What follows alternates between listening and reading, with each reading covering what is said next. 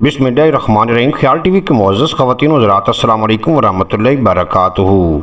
मैं हूँ आपका दोस्त मोहम्मद अली खिज़र। खबरदार, खट्टे खट्टे लीमू के रस को इन खानों के साथ कभी न खाएं। आपका अगर कभी खाने के साथ कुछ खट्टा खाने को दिल चाह रहा है तो सबसे पहले जो नाम ज़हन में आता है वो लीमू का है। लीमू का रस ना सिर्फ जायकों को बढ़ाता है बल्कि सेहत के लिए भी मुफीद है। विटामिन सी और मादनियात के साथ साथ लीमू के रस में एंटीऑक्सीडेंट्स भी बाकसरत पाया जाता है। लेकिन जायके और सेहत के बावजूद लीमू के रस को हर डिश के साथ मिलाकर नहीं खाया जा सकता।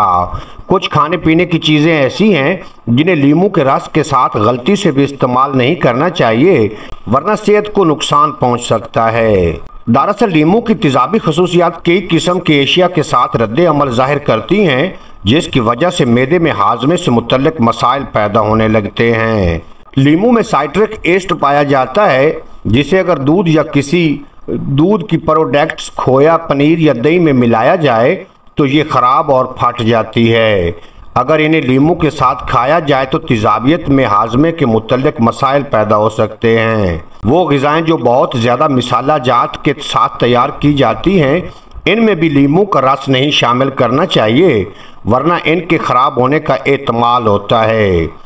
मछली, इसी तरह अगर लीमू के रस को मिलाया जाए तो जायके में इजाफा हो जाता है, मगर लीमू का रस बाज़ इक़साम की मछलियों में नहीं डालना चाहिए, वरना वो ख़राब हो जाएंगी।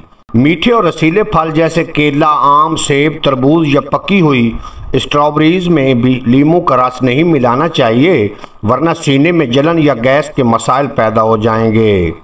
छाछ, जिस तरह लीमू का रस दूध या दूध की बनी हुई एशिया के साथ नहीं इस्तेमाल करना चाहिए, इसी तरह छाछ के साथ भी लीमू का रस नहीं मिलाना चाहिए, वरना हाजमे के मसाइल पैदा हो सकते हैं।